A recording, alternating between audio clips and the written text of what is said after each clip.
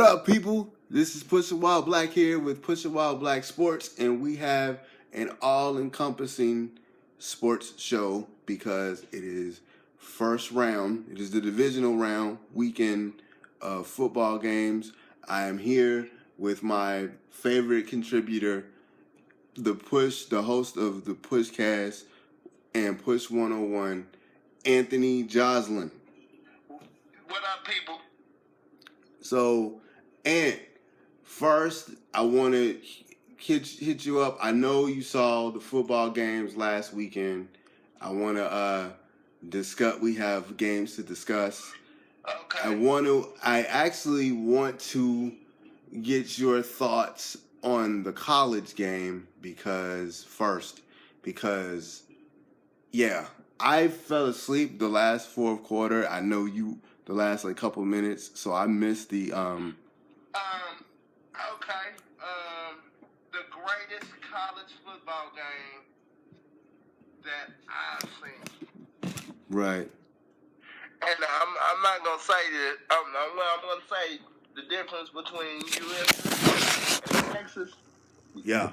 SC was kind of giving the game away all through that game to Vince Young and the Longhorns.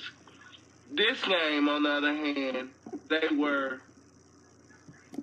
was, punch for punch, going toe to toe.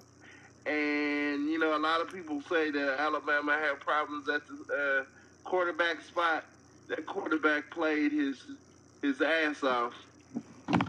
And, he's a good quarterback for you. They I said that you're gonna have to make that team.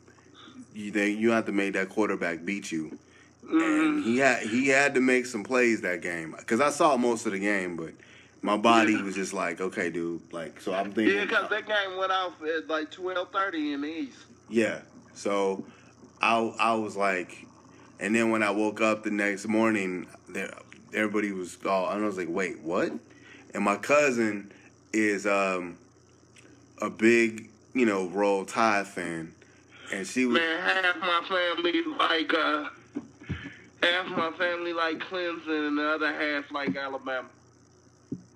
So she was like, she was mad, and she was still Roll Tide. And then I looked at the score, and I was like, wait, what?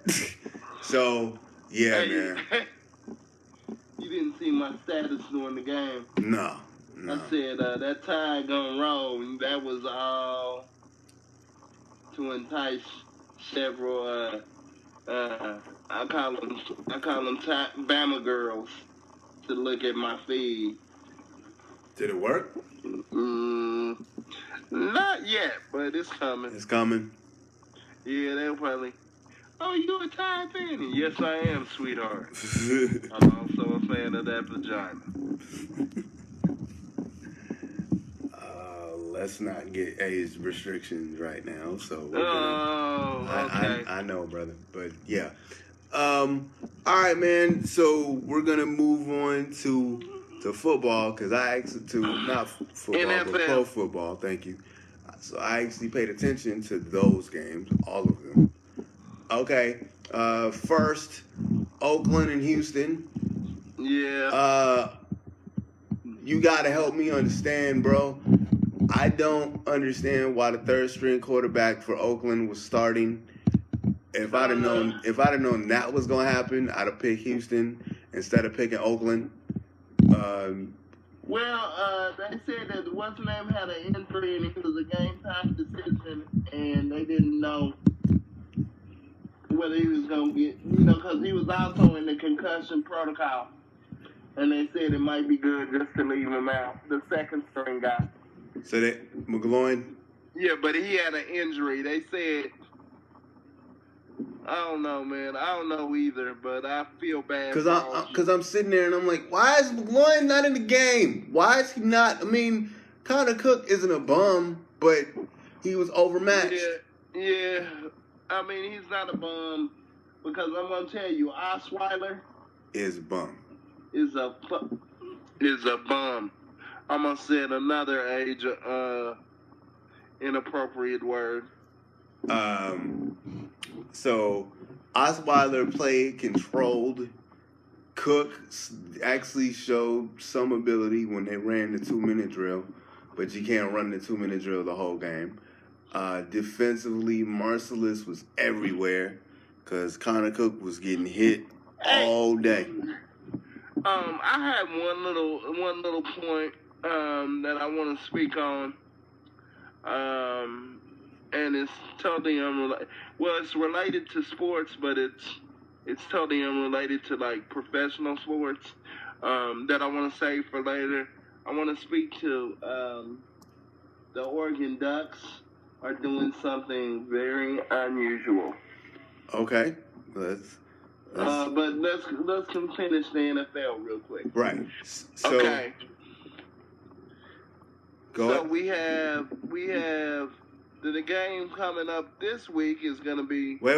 Let's hit the other three, and then we'll go for this week real quick. So the next one in the order of how they played is going to be the Seahawks. Wasn't it the Seahawks? No, it was Oakland and Houston, and then it was it Seahawks was Saturday, right? Yeah. Okay, yeah, it was Seahawks in Detroit. That wasn't even fun. That wasn't even fun to watch. Even fun. It was like, man, it was a high school team that got off the bus playing against the Seahawks. You can they have a running back. They just don't use. Detroit has a running back. They just don't use him. Russell Wilson was good. 23 to 30, 224 yards. Stafford was not. He wasn't bad, but they just didn't score. Zinner, they don't really want to give him the ball. He can actually run. They don't want to give it to him. He had 11 carries for only 34 yards, but he's the best running back you have. Yeah. So, but they're scared to run the ball. I don't know what Caldwell is doing. You know what I'm saying? Like, I don't understand it. All I'm seeing really is a lot of running for his life. Is a lot, and it's a lot of Peyton Manning, type of things, and a lot of hand movements. But you don't have Peyton Manning as quarterback. So yeah, he need to get that finger fixed. Yeah. So it was it was really laughable. Bad. Yeah. Because I always like the Seahawks because they have a whole competition system that I think the rest of the NFL has copied, but they compete at a whole nother level. You know what I mean? And I always appreciate that about Pete Carroll and his staff. Right. Those dudes, they still practice the same way, and they get fined for it. You know how, other teams don't wear pads? Mm-hmm. They have only one open practice per week. Really? Yeah. And they said they're going to have to start practicing inside because the league is starting to run drones over their practice facility. Really? Where they're not practicing in pads. That's the difference with Seattle. Because if you look at it, Baldwin, their wide receivers, they seem like they're game ready all the time. Mm-hmm. And you know what? I'm kind of happy because they made a point to shut Golden Tate down. Yeah. Which Golden Tate wasn't. He's dominant now because Calvin Johnson's gone, but he was just okay to me. Yeah, okay. So, I'm not a hater, but he was just when it was him and Percy Harvin on Seattle, Percy Harvin was the more dynamic athlete. Mm-hmm. I think Golden Tate had a couple good seasons as a Golden Domer in Notre Dame, and you got drafted based on the school you went from, not necessarily your. No, he's a good slot receiver now. He's okay. He's okay, But Detroit is trying to make him into a lead receiver, and he's not. Well, I'll say he's had some shining moments over the last 2 years. Mm-hmm. But I think it was a personal thing. They said, okay, he used to play with us, and he did some foul things, and we gonna make sure that he knows us. Mm-hmm. You know what I mean? Yeah. Because it was one catch where he could have caught it, but he was making a business decision between Cam Chancellor and actually catching the ball. In other words, he heard him coming. He heard footsteps, and he clinched up. He clinched up, and girl, you know, in my legendary circles, we call that not taking it all. He wasn't taking it all. He was gonna clinch up. He was running from it. All right, we gonna leave that as it is. Gonna leave that analogy as it is. Okay, so there's really nothing. It was a beating. It was an absolute beating. So there's really. Oh man, I can't wait for you to get to one special part. Keep going. All right, so let's go. So then we had the Sunday games, and the Sunday games were the Giants and the Steelers. Okay. And I feel bad for Matt Moore because I like Matt Moore, but Giants and the Steelers. Not the Dolphins and the Steelers. I'm sorry. I feel bad for Matt Moore because I like Matt Moore. Matt Moore was a former Cowboy practice squad quarterback. Hey man, that's all I gotta say. They wore green pants. That's how you know they weren't serious. Wow. Wow. So yeah, man, like Matt Moore got or aqua blue if you want to be Russell Westbrook about it. Wow. Okay. By the way, look at our Push 101 Pushing While Black Classic. Letter to Russell Westbrook. Yeah, that was one of your push shots, bro. Look it up, kids. It'll teach you about life. It'll teach you about life. It'll change your life. Change your life, yeah. That was one of those Uncle Ant moments. Yeah. But yeah, like I feel bad for them.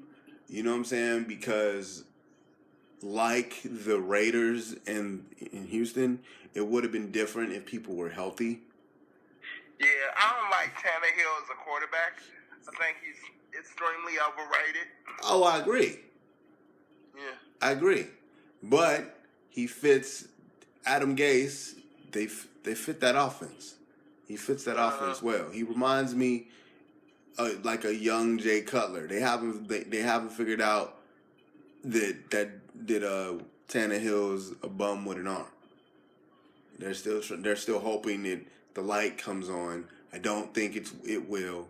But Matt Moore, they don't have a line. The Dolphins, they don't have a line. The Steelers were everywhere, and it was ugly. It wasn't pleasant at all.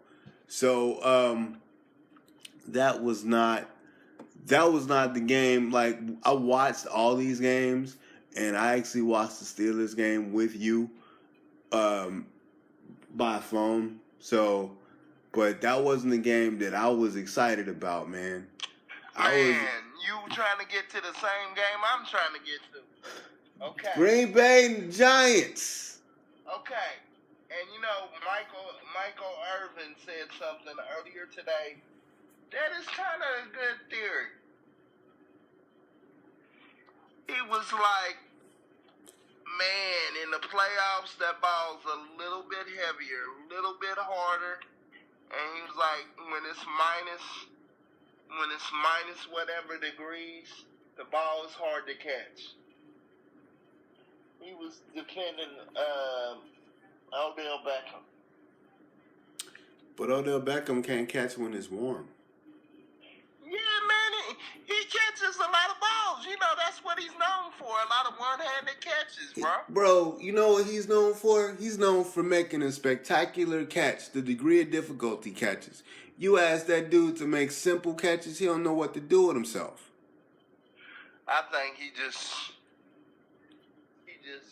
like a cat to me. You know, he's like a house cat. He starts chasing his tail when things start, unraveling, and he can't really focus. I think that's what his deal is. But that means you ain't a real receiver. And they've been saying that, and bro, they've been saying that about him. His first crazy catch, they were like, okay, cool. But then you start seeing in an actual game, he'll have like one crazy catch, and then he'll have like stupid drops. Because but to be honest, the whole receiving corps was dropping balls. I understand that, but it's like there's a pattern with him. And you know something else? What's name said today? He said, "I'm gonna tell you something." And he said, "I'm not being disrespectful. I'm being honest." He said, "Eli Manning is a bum quarterback that they put in the Super Bowl, and they said all you have to do is connect with 2 passes, and we'll give you 2 rings." One, I don't think Michael Irvin's saying that. One, he's a cowboy. They don't like. I know you said that before. You said that. They don't. You know, no. Let me, because I'm not defending him, but I want to say something. Eli Manning, you can make that argument, but you cannot doubt the fact because see, this is what Cowboy fans and Cowboy and Cowboy brass love to do, because they gonna do this with Green Bay. Because they're doing this with Green Bay now. Okay, they're not even like Cowboy fans and Cowboy brass. They're not even giving Green Bay credit at all. Okay, first of all, Eli Manning, the first Super Bowl he won, you can't deny the fact that dude took a 9-7 team. They got in the playoffs by a weak division that the Cowboys that they picked the Cowboys to win every year. They won that. They was a wild card team. I think Philly won that year, and then they got in there, and they got in the playoffs. And defensively, they stopped people. And Eli Manning had a good 6 games. And I think the first year they won the Super Bowl, they beat the Patriots. So can we Patriots both times. So can we, you know what I'm saying? Because everybody in that division, to be quite honest. Okay, I just hate Eli Manning. Well, just say that, but don't just say you hate him. Say that I hate that dude. Just say, I hate that dude. Are we not? But no, but I mean, I'm talking about Irvin's point. Just say you hate him. But don't sit up and say that like they put him in the Super Bowl. No, he earned that both times, and he won against the Patriots both times. Hey, Christian, I don't like you, man. I'm just saying. I don't like you.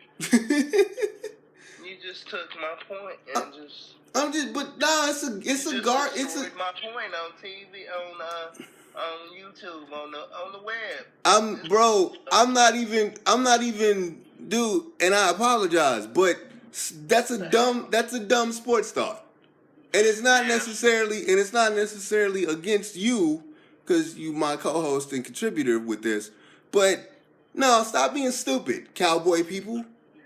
And I like Michael Irvin, but that's a dumb sports thought. I hate dumb sports thoughts like that. We both agree on. What? Aaron Rodgers is a bad man. He's a bad motherfucker. That's a bad man. Okay, let me deconstruct this. 1, I don't even know how he saw Randall Cobb. 2, I don't even know. He dropped the ball right in the dude's lap. And good job for Randall Cobb to read that ball and back up. Like that was a Hail Mary if I've ever saw one. And Randall Cobb looked at that ball and read it like an outfielder and was like, I got it. got it. And just I just, that was ridiculous. man, I saw that catch and all I could say was, That was ridiculous. That was totally ridiculous. I saw that catch, man. I'm looking at the TV and I just said, new pussy. And we've killed the wow. We've torn it down now because I'm not editing that out. We tore it down. Let's go. We're free now. Oh, I mean, man. And I said, man, Olivia Munn's gonna be forthcoming tonight. Dude, that is just wow. That's awesome. That was the greatest catch I've ever seen. That was the greatest throw. No, I meant what I said because Aaron Rodgers didn't see him. Aaron Rodgers threw that up in the air. That was all Aaron Cobb. That was all Cobb looking up in the air and reading where that ball was gonna go. Yeah. Because he didn't throw it at him. He threw it up in the vicinity, and Randall Cobb backed up 3 steps. He read that ball up in the air. No one else read that ball. Because they thought he was... Nobody else jumped. Bro, he didn't jump. That's what I'm saying. He read that ball like... Nobody jumped. Like, you would think the people in the front would have tried to jump. Because he threw it. They thought he was throwing... He would just throw, like, out of bounds. Like, that would... But he literally... And he looked up in the air... He looked up in the air and read where that ball was going to land. Nobody looked up in the air. Nobody tried to read where that ball was going to go. He backed up 3 paces and caught that ball perfectly, untouched. Like, that wasn't the most theatrical catch like Beckham does, but that you had the presence of mind to pay attention. And you take 3 steps backwards and you catch the ball. And you finish probably one of the greatest Hail Mary passes I've ever seen. That's what a wide receiver is. That's what one does. You don't have to catch crazy balls, one crazy ball, and then drop like 5, because Eli Manning targets you. Study your craft and figure out what and get better. It ain't about theatrics. Because that wasn't a theatrical catch. That was a smart catch. You read the ball, you made an adjustment, and you caught it. Hey, man. And they talking okay, I think you need to preface this with a statement. I am from Wichita, Kansas. Mm-hmm. And I heard some real disturbing news. My fellow Kansan, Jordy Nelson, is considering playing with a collapsed lung. Can you play with a collapsed lung? You can, but what if somebody hits you in the other lung and that collapsed? You could die on the field. Yeah. I didn't know his lung was collapsed, sir. Yeah, you remember that hit, man? I mean, I'm a homer to my heart. Plus, I like Jordy Nelson. Mm-hmm. I know he's been hurt over the last year and a half, but I don't want him to play, man. I don't want him to risk his life for, whatever. You know what I mean? But that's another little piece of news that I heard, and I'm really hoping that they have enough sense to not put him out there like that. Yeah. All right, man. We did the recap part of the show. Now we're gonna do the divisional matchups and get your opinions first, and we're gonna go with the Saturday games. And we're gonna because I'm not looking at the actual schedule. Let me hit the schedule button real quick. All right, so because I want to actually break this down by days. Production at its finest. This is what happens when you don't have a producer and you're host and producer. Okay, next game is Saturday. The Seahawks. It's a 3:35 p.m. start. Seahawks in the Falcons. So who you got, man? I'm going with them. I'm going with the Legion of Boom. I figure they're gonna find some way to win, and I also figure Atlanta's gonna find some way to lose. Yeah, they tend to wet the bed in big situations, don't they? That defense is awesome, and Russell Wilson is not a clown, quarterback wise. So, yeah, Seahawks. Seahawks got this. A player that could have actually played baseball. Yes, not just we're. I played in college a little bit, so there it is. No, I played in junior high, and I just want a job. Right. White privilege. So yeah, so we both got the Seahawks in that game. Do you think it's gonna be that close? I think the Seahawks gonna get them by 7. Really? I don't know I don't think it's gonna be a blowout because,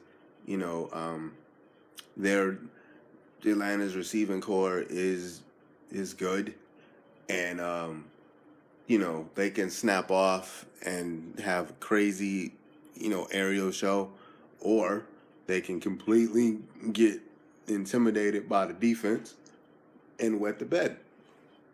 So I think it'll be like somewhere in the middle of that, and Seahawks will win by 14. I know this is the only game you really care about, and I hate the fact that it's. I care about all of them. Yeah, but you're a Patriot fan, so I know you're actually going to pay the most attention to this one, and I'm sad I only have to talk. I got to talk about it second. The Texans and the Patriots. What time is that one? That is at 7:15 on Saturday. My personal opinion. What network is gonna be on? CBS. Okay. So yeah, I honestly didn't think the Texans was gonna be here at all. And honestly, if the Raiders were healthy, it would be the Raiders and the Patriots in the divisional round. I have no faith that the Texans are going to do anything. Well, you know what? This is a perfect lineup for Tom Brady and the Patriots, because the Texans get outside pressure, mm-hmm. and he's susceptible to pressure right up the middle. So I think I'm gonna pick the Patriots by at least 10 points. I think it's going to be more than that. I think Brady's going to have a field day. Well, I always like to undersell it because I'm really not a gambler. We ain't doing spreads. I just don't trust I don't trust the Texans. They shouldn't be here. And hopefully they'll get more of Michael Floyd in the offense. And hopefully, and they have like a tight end that I haven't done a lot of work on, but he's going to make a couple catches there. So hopefully we can get up by a certain number of points, and then we can pull Tom Brady. And audition Garoppolo for other teams to draft and give up high draft picks for him. Yeah. Because that's the goal, right? To flip Pretty him much. To flip him for a draft pick. Bears, don't do it. They're gonna do it. No, don't. And this isn't and I'm a Bears homer. Forgive me, y'all. I know they're not in the playoffs. I get it. The Bears have the number. Great pick, Stoner. The Bears have the number 3 pick. Okay, I like Jimmy Garoppolo. Okay, but they have too many needs. Like I'm hearing that as a rumor. Don't, because you have too many. You have too many needs that you got to build. You got to get another wide receiver because you don't know what Kevin Young is gonna do. We don't know how Alshon Jeffrey's gonna do. We don't even know if he's. Free agent too. All the wideouts got options. Well, the one that's injured, he's not a free agent. And that's Kevin White. Kevin White. Kevin White's not a free agent. You got him for another year. Alshon Jeffrey, he might stay now because people in Chicago, his teammates have there was a reason that they made him honorary captain, and they're kind of talking to him now. I don't know what that means because you can talk to a teammate and they can still leave. So you got to be prepared for that. You got to be prepared for rebuilding your receiving core, on the fly. And you need safety help. And you need safety help badly. You need corner help badly. Don't fall for the okie doke. We've seen what happens with Patriot quarterbacks once they leave that system. So I want somebody else to make that trade. I don't want the Bears to do it. That Bears rant done. Patriots will destroy the Texans if it's not more than 2 touchdowns. If it's less than 3 touchdowns, I'll be shocked. I don't believe in the Texans at all. The Steelers and the Chiefs, what are your thoughts? Because I don't really have any. Best game of the weekend. Really? I'm going to say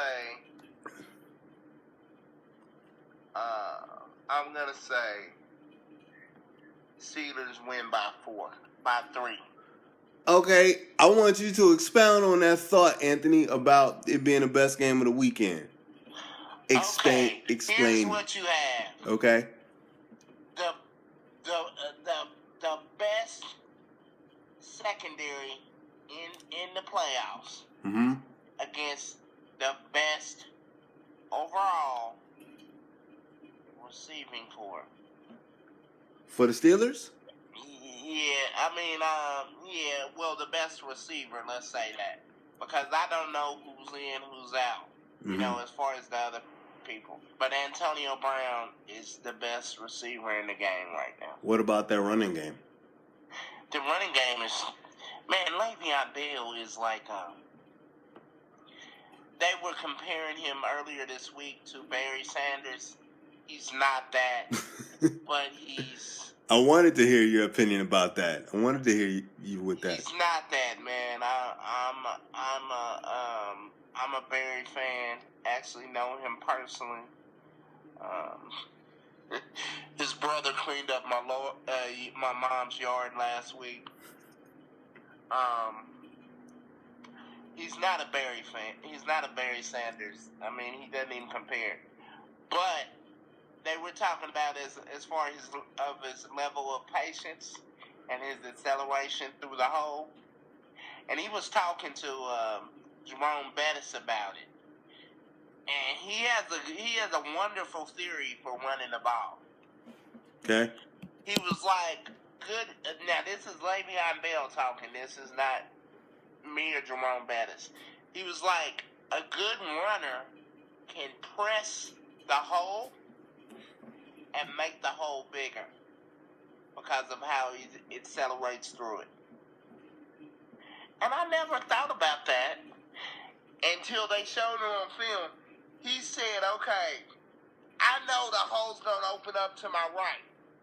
He said, so I go in. He said, I go into basically the middle, but I know the hole's going to open up to the right. He said, but at the point when I accelerate, I basically open up the hole wider and make the run bigger because I'm already into the defense. Mm-hmm. I never thought about that. I never thought about that either. Most people sit back and wait too long for the hole to open. Excuse me, this is analogous to a lot of things. Mm-hmm. Keep going. So that was an interesting thought, and I kind of agree with him. You know, the way he runs, he makes his runs bigger. But I think, just the whole mentality of the Steelers. I think Kansas City is not quite ready to get a playoff win. Kansas City, I mean... But it's the best receiver against the best secondary. But at some point, which is Kansas City's problem, you have to score. Yeah, yeah. And you know, like Alex, what's the quarterback Alex for Smith. Kansas City? Alex Smith. Alex Smith is a proud card-carrying member of game management. He's awesome. Like, I'm not gonna say who the other game manager is, who the other game manager, the greatest game manager ever is. Wow, don't say because I'll come where you at and I'll smack you around. I don't want to get you mad at me, and I don't want to get my sister-in-law mad at me, so I'm gonna leave it alone. But you know what though, I wouldn't mind if your sister-in-law was mad at me. Here we go. I'm gonna leave that alone. Leave that alone. All right. Yeah, but at some point, the difference between Alex Smith and that person is the other person can score, and the other person, because their coach and their coach / GM, because he is the GM, finds people and they don't stay. And the second game manager, the greatest game manager ever, makes receivers. Alex Smith, and I like Alex Smith. There are people that don't like him. There are people that think he's a bad QB. Okay? But at some point, you're going to have to score. At some point, you can't be the game manager. But they actually depend on their defense to maybe get one score. The Chiefs? Yeah. Yeah, that's what I'm saying. You can't depend on your defense every game. Now, the defense will get you to the playoffs, but I think with the Steelers, you know, and I'm not saying Ben's like a gunslinger, but Ben is he keeps the play going, man. Right. But you understand what I'm saying? Ben ain't slinging. I understand. I don't agree though. Ben, but hear me out. Ben ain't slinging it through the yard, and he's not doing stupid mistakes. But that team is talented. And you know what? Ben is mostly underrated, man. I'm not saying he's bad. No, I'm saying people underrating him. You know what I mean? Mm-hmm. The cat has like I think 3 Super Bowls or 2. I believe 2. Because they beat the Cardinals one year, and then I forgot who they beat. His I think it was Jerome Bettis' last year. And then they beat Green Bay. I think that was Jerome Bettis' like last year, the Green Bay one. No, they beat the Cardinals. No, they beat the Cardinals later. Google that. I think he might have 3. Okay, we'll because he got 2 with Tomlin, and 1 with Cowher, and the one with Cowher was in Detroit. And I remember this one. The one with Cowher was in Detroit, and it was Bettis's retirement year. Because I remember the slogan. The slogan was "Win one for the bus." Yeah. And then Kurt Warner had that crazy season with the Cardinals years later, and they beat the Cardinals that year. Producer, can you Google it? I want to know. I'm Googling it now. And while I'm Googling it, so you think that it's the Steelers. For both of us believe that it's the Steelers. So yeah, because that's the only team that can really go into what's the name. I don't know, man. I mean, they both actually have wins against the Patriots, I think, this year. Mm-hmm. But I think the Pittsburgh Steelers is the only one that can go into Gillette Stadium and actually give the Patriots a run. Okay. Ben Roethlisberger has 2 Super Bowl rings. He holds the Super Bowl record for the lowest passer rating for winning a Super Bowl, 22.6, and was not the MVP in either 2 victories. No, we're not going to do that one. But there's a quick little synopsis. So let's go to his Wikipedia page. All right. Rookie of the year, he became the youngest Super Bowl winning quarterback in NFL history, leading the Steelers in only his second professional season against Seattle.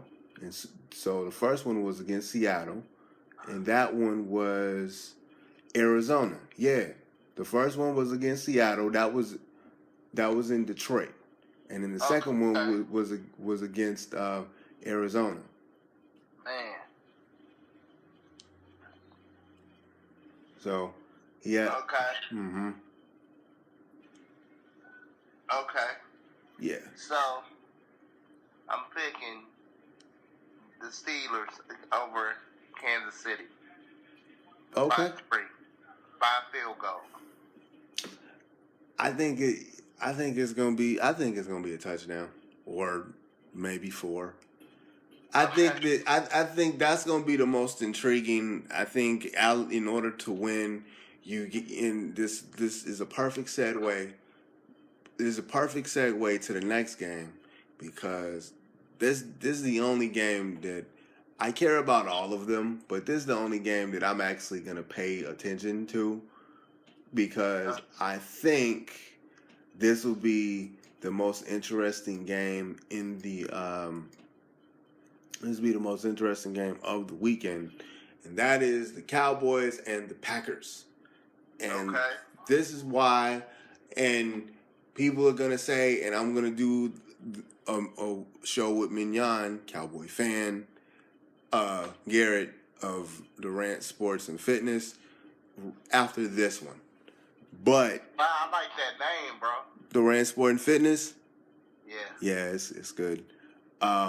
But yeah, it's almost like something I would come up with, but I didn't. Mm-hmm. But he's a. I usually come up with good stuff. Yeah, you do. T-shirt. By the way, T-shirt store coming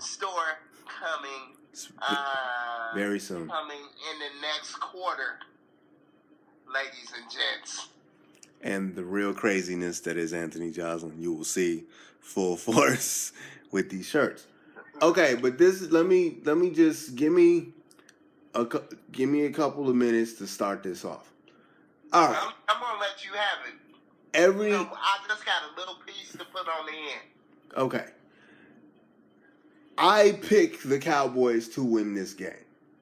If, and this is a big if they have a running game. I don't think that it's going to be as, the Cowboys are just going to dominate the Packers. No, this is not what it's going to be.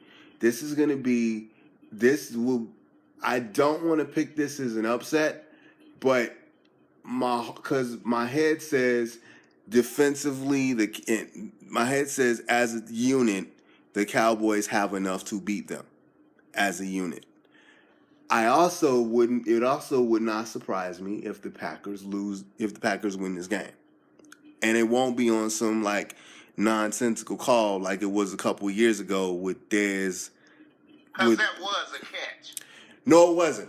And I'll tell you why it wasn't. Oh God. No, it wasn't. And I'll tell you. My God. No. Hear me out. Because I know Dez is your boy, and I'm probably going to get a lot of hate for this when people did hear it, but it wasn't. And I'm going to tell you why it wasn't. Because all he had to do was catch the ball. That's it. But listen, bro. Ain't no listening. All he had to do. No. He stretched out after he caught it. Bro, all he had to do was catch the ball, and lay down. That's it. He was trying to do something. He was trying to be cute catching that ball. The ground caused that fumble. Oh, I don't want to get the ground caused that fumble. Catch the ball. We can do a podcast on the catch. Okay, we could do one. But right now, I said it was a nonsensical call because they need to figure out what's a catch and what's not. Because it changes. And that's another reason why I think it's a catch. No, it wasn't. But they need to figure out what a catch is and what it isn't. It wasn't, okay? Because Calvin, that they need to figure out what it is. They need to make a rule and they need to deal with it. They shouldn't have these tribunal like things to decide whether it's a catch or not. Figure out what a catch is and use the rule. That's why I say it's a nonsensical call, because what a catch is changes every year. So, but I think that the Cowboys have, first of all, you can still throw up the middle against them. That still happens.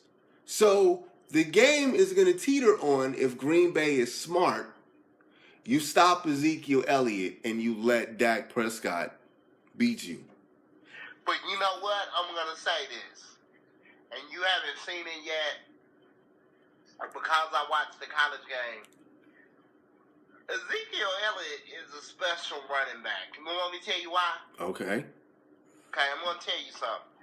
You know how what is the team that he scored? Like, he scored the touchdown in the last seconds, and it was just like a gash play.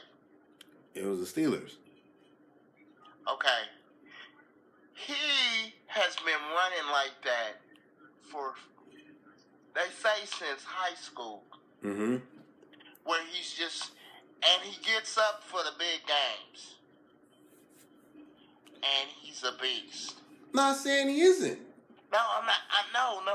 Listen. You're going out Stephen A. Smith on me.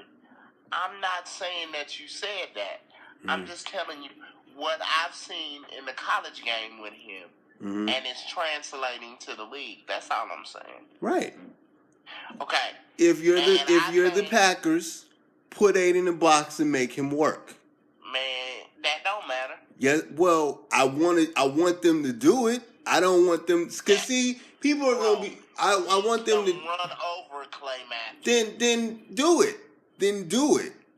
The key to beat because you're missing what I'm saying. The key to beating the Cowboys is not letting him get off.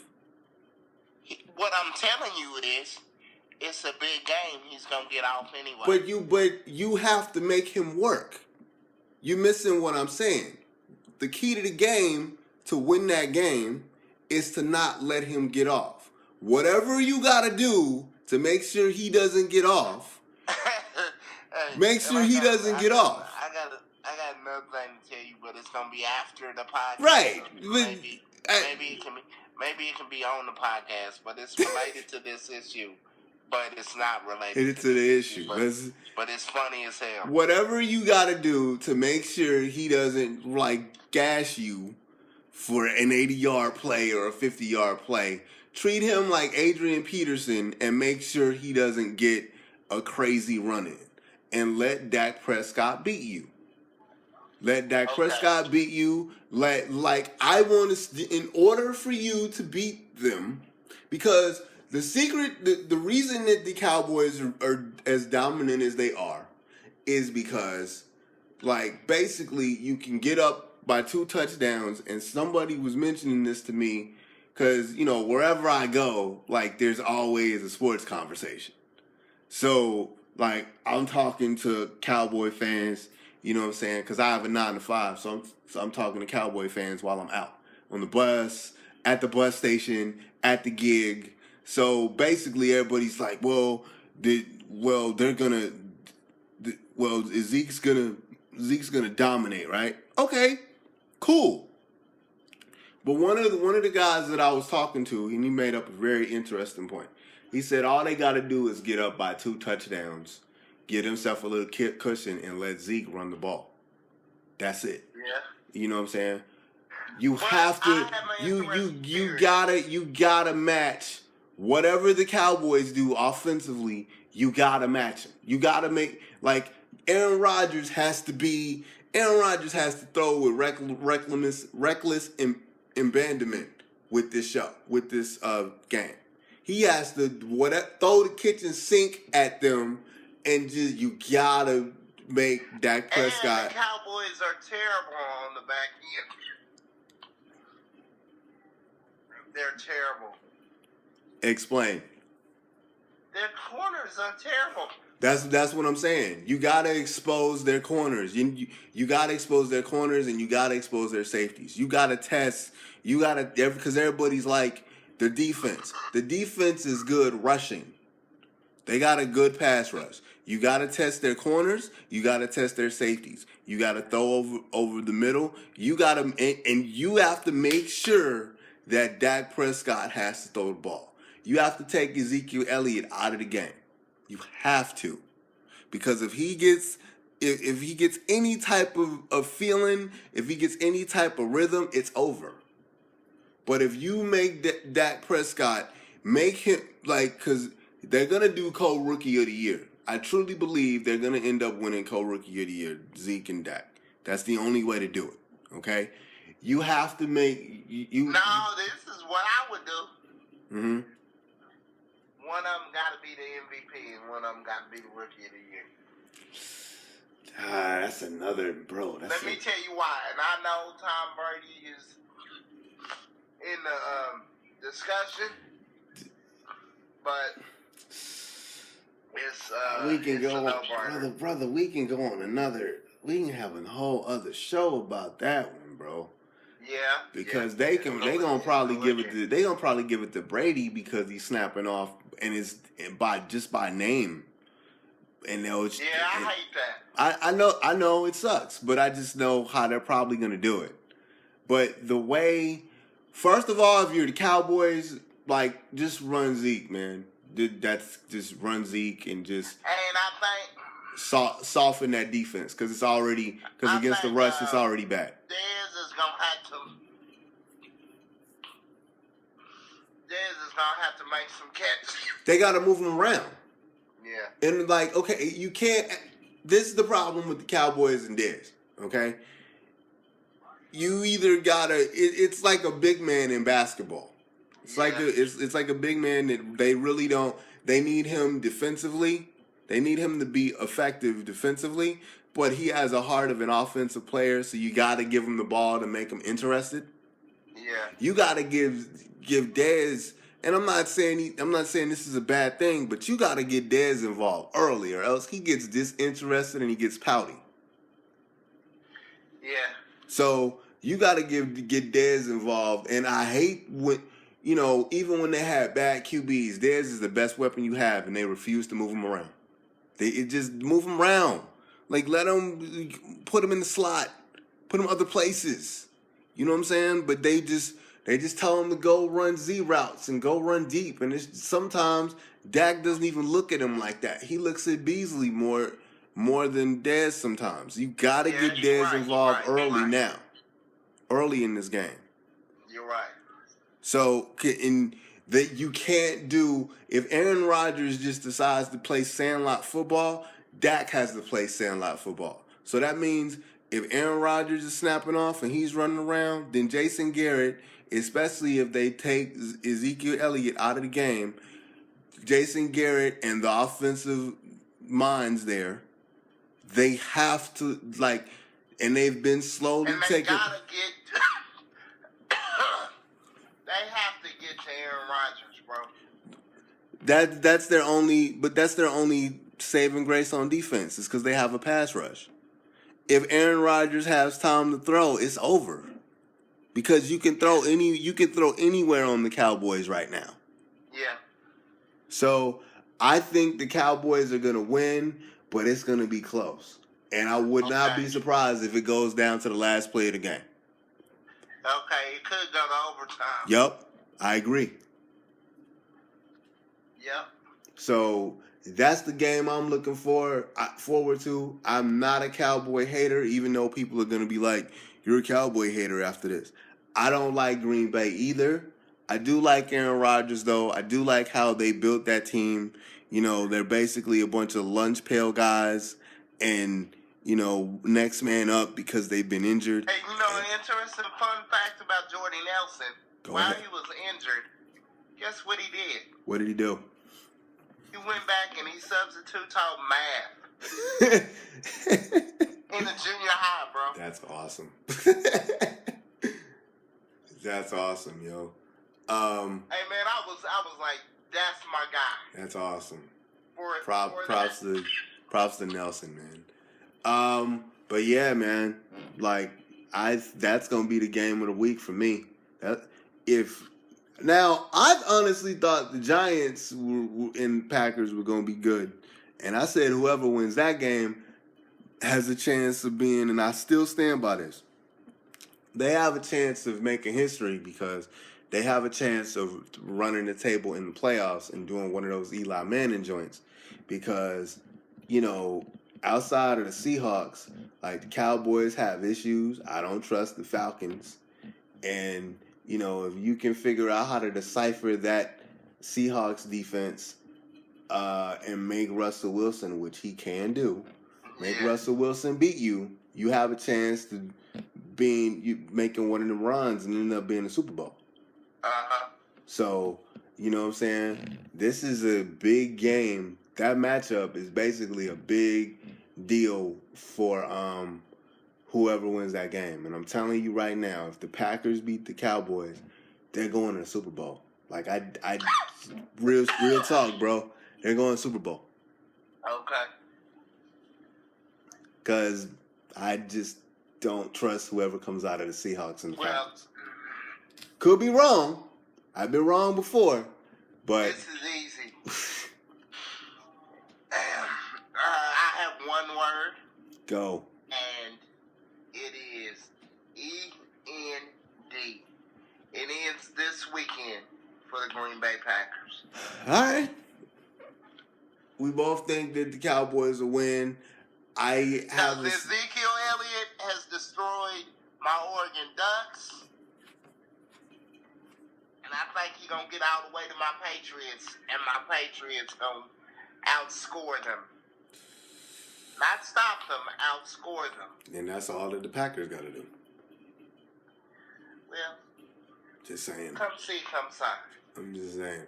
Hey, man, you had an interesting point with the good segue, by the way, because you mentioned the Ducks.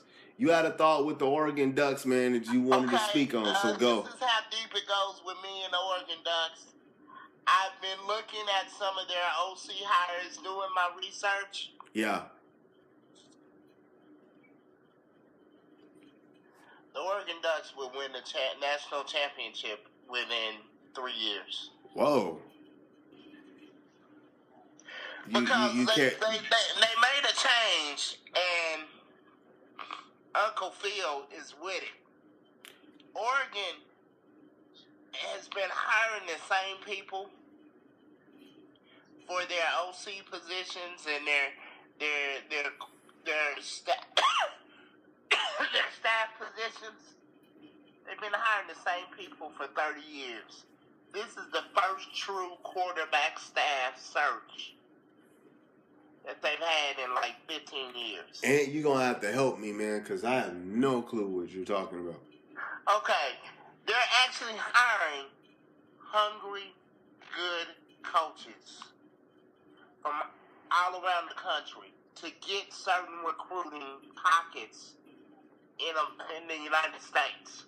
So they're building a staff so they can get pipelines. Right. More pipelines than just even what Chip Kelly had. Okay, give me an example of a hire where it's... I hired, what is that guy's name as OC? And the main part of his job is to get the dudes from California. Right. And it goes all the way, the guy is connected to that Snoop Dogg football league. Oh, yeah. So, there you go.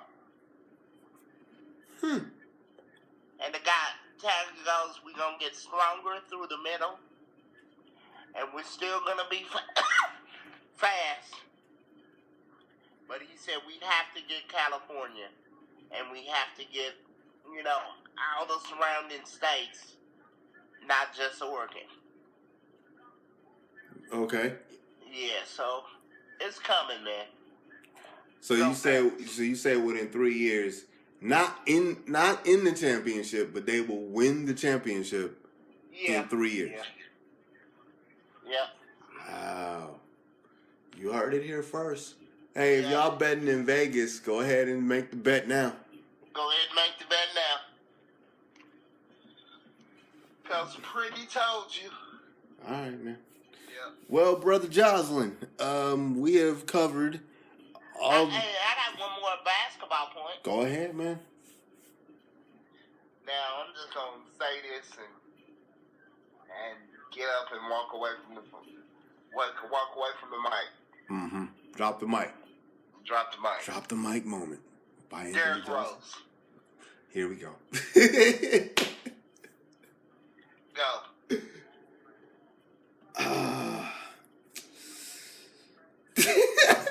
Hey, come on, man. Why you set me up like that? Okay. Derrick Rose left. Apparently, Derrick Rose left the Knicks without telling them. He left and he basically said he was going to retire. He thought about retiring.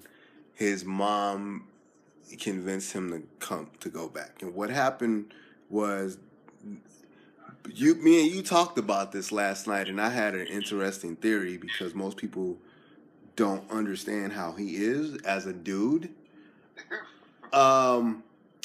You're saying that people think he's clinically depressed. That might be true, but I don't know how you can be clinically depressed with $8 million. Well, clinical depression that's a chemical imbalance. Got to take medication for that. It's not an outward thing that, okay, I got money, that's gonna fix the problem. Like, there are millionaires that kill themselves all the time. Here's the thing with Derrick Rose, though. Derrick Rose is one of them dudes. He's a very sheltered person.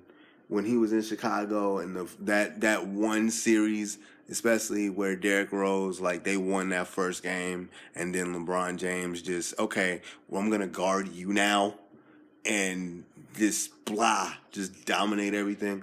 That dude went home and stayed in his house for a month and just kind of just vegged out on movies, man.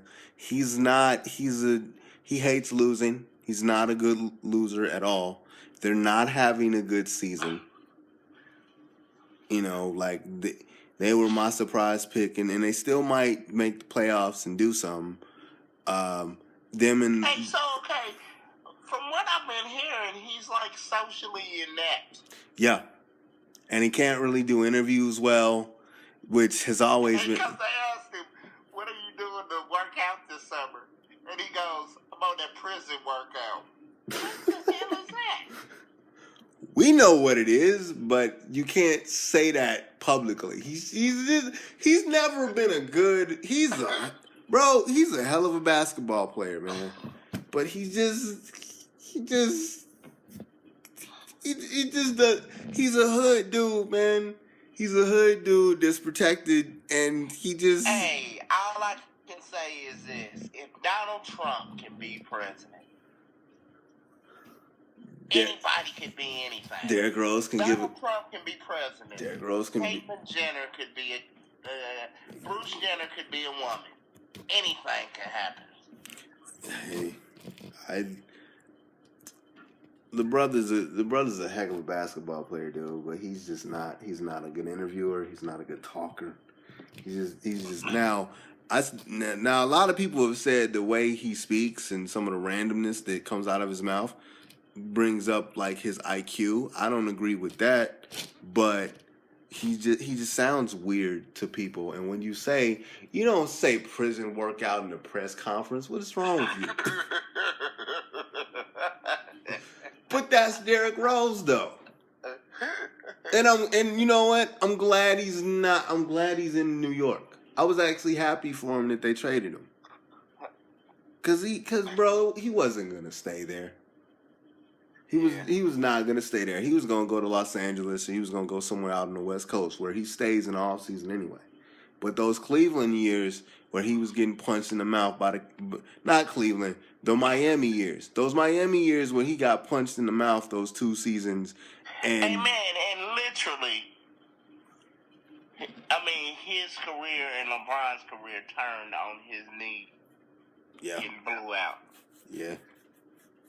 I mean, think about it. They was neck and neck.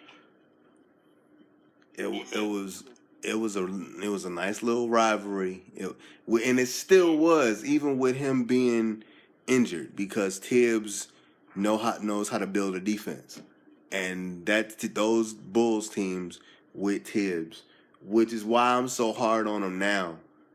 Like, okay, I'm not gonna go into a Bulls rant. I'm not, but you can see a difference, and that's all I'm gonna say.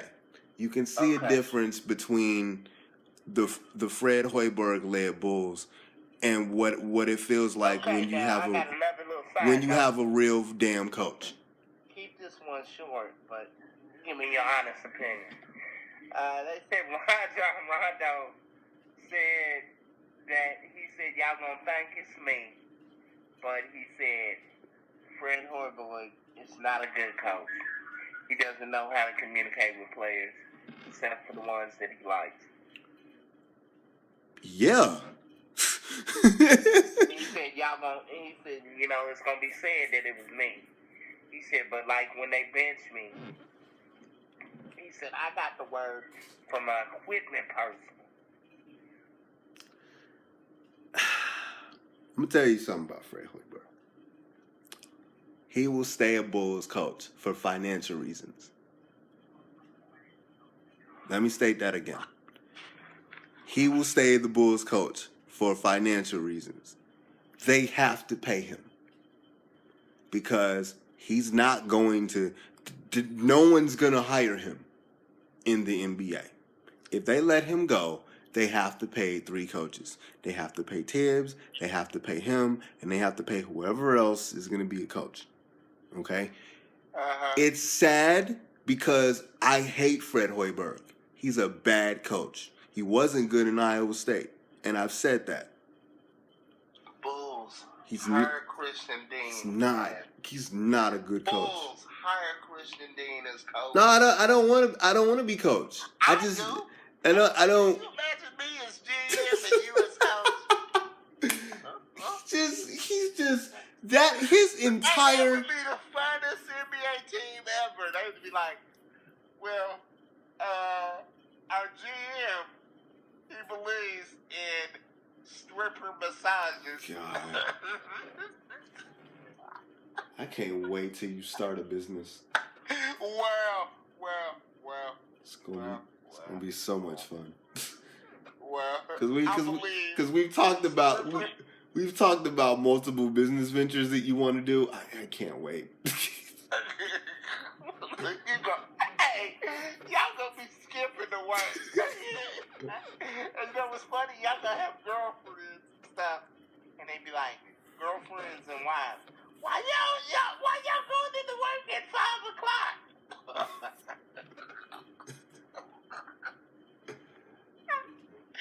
It's just Wolf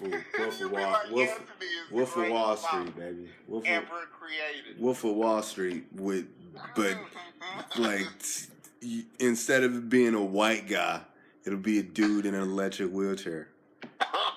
Just having randomness and whatever venture you have, it's just gonna be bad women and just random wildness.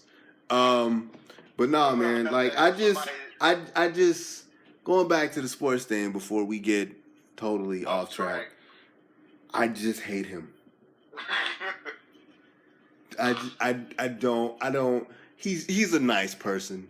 He's not a bad person. He's not. But he's not a good coach. He's not. And the Bulls are so they don't know what they want to do because you had an opportunity. Boston wanted to give you. They got so much young talent. They don't know what to do with it. They wanted Jimmy Butler bad, and Minnesota did too. They wanted to give you young, talent, and the Bulls just couldn't pay. They couldn't do anything. They could have easily been what the Bucks are now, or they could have easily been what Philly is now. Where you're waiting for Philly to be healthy, and then next year it's like, okay, we got some growing. Like Milwaukee, okay, we got some growing. But Paxson is another one that you're an idiot because you don't want to take risk on athletes. You have this core that you believe in, this little which is why I think I see what's the brother's name? Grayson Allen. That's gonna be bro. That's gonna be the Bulls. That's gonna be. He's gonna be. They gonna draft him. Hey man, that little that. In the words of my mom, that white boy need his ass whooped. Oh yeah, I agree. But the Bulls are gonna draft him because he's coming out of Duke, because that's the type of shit that John Paxson's on. Hey, they're the safest, most inept organization I've ever seen, ever, since Phil Jackson left. Because Jerry Krause didn't know how to draft. Jerry Krause was another one. He was one where he was the person, and I'm gonna make this short, and I'm gonna drop the mic in the show. Jerry Krause could have had Steve Francis. He didn't want it. He didn't want Steve Francis because he didn't like little guards. You pick Elton Brand. I like Elton Brand. Elton Brand was nice. Elton Brand was a good piece. But but Elton Brand was safe. He wasn't a game changer. He was a guy that needed the ball to be handed to him. He was a guy that you get the ball to, you get him in the block. He's a good 20 and 10 guy. Okay? You got Ron Artest, who really didn't end up being a scorer. He was a defender. And then you got Marcus Fizer and somebody else that's forgettable. The very next year you got not Marcus Fizer, you got Ruffin. The Ruffin guy. You got Marcus Fizer the very next year. And then you got Jamal Crawford. And they didn't really know it, and Tim Floyd didn't really know what to do with Jamal Crawford. Jamal Crawford leaves Chicago, has dominant seasons in New York. Yeah. Okay? And pretty much has a Hall of Fame career as a six man. And the Bulls had him and didn't know what to do with him. Yep. With Paxson. Paxson got burnt once by getting in Krause. You trade Elton Brand. You couldn't build around Elton Brand. You trade Elton Brand for Eddie Curry, who wasn't the best 19-year-old or 18-year-old out of that. He's still getting paid, bro. Eddie Curry? Yeah. Oh yeah. But you trade Elton Brand for Tyson Chandler. I like Tyson Chandler. Tyson Chandler is a Hall of Famer. Tyson Chandler figured out a niche as a rim protector before we knew what the term was. Yeah. But you had an opportunity to get Pau Gasol when he was 19. You didn't get him. Pau Gasol was the Spanish Kevin Garnett, and you didn't get him. But then, bro, he was the best player out of that draft that year. Tyson Chandler, you had to put him in a system in order for him to be effective. See Chris Paul. Eddie Curry, I watched Eddie Curry in high school. Eddie Curry was dominant against small centers. When he went downstate, he didn't know what to do. I watched him when they went downstate that one year with him. He didn't know what to do with himself. Okay? And then when Paxson becomes general manager, you have this core of winning guys. You have this core of guys that come out of winning programs. The biggest risk they had, which really wasn't a risk, or the biggest risk they took, which really wasn't a risk, was Derrick Rose. Derrick Rose fell in their lap. You trade up to get you trade up to get the Doug McDermott. Doug McDermott is a nice player, but he's not a franchise player. And for the 12th pick in the draft, you gotta get at least somebody that's in your rotation. There are moments where Doug is not in the rotation. They don't really know what to do with Niko Mirotic, and which a lot of people in Chicago are saying he's a bum, but because they're like, you think you're getting Dirk? One of my the trusted basketball guys that I get a lot of information from and I listen to when I can, he says Nico's a bum. I don't think Nico's a bum. I think they're using him wrong, and I think that he's going to be a bench player if he stays in Chicago. I think in the right system he'll flourish. Not that one. Okay. So I'm going to sit and so you sat up now because you're scared, and D Wade fell in your lap because him and Pat Riley played chicken, and Pat Riley lost. And really, if you think about it, Pat Riley won because that young team that he has now is building into something. So D Wade fell in your lap. I get that. Rondo fell in your lap. Oh, by the way, Rondo was just, okay, we're gonna have a veteran point guard to be around. D Wade fell in your lap, and then they got, the guys that they got. You had an opportunity to get younger. You chose not to do it, and you're trying to figure out how to get all these dudes, and you're trying to figure out how to make Jimmy Butler an all-star when he hasn't even made one all NBA team yet. And he's trying his damnedest to be James Harden, and it's not working. And the only way it does work is if you put him basically with Nico Mirotic, Michael Carter Williams, and a bunch of shooters, and hope everybody has a good shooting night. So all them bums need to be fired. All of them. But it'll never happen. Because Reinsdorf doesn't really care about basketball like that. He cares about baseball. So he'll never... This is man, Christian Dean's monthly Chicago rant. Brought to you by...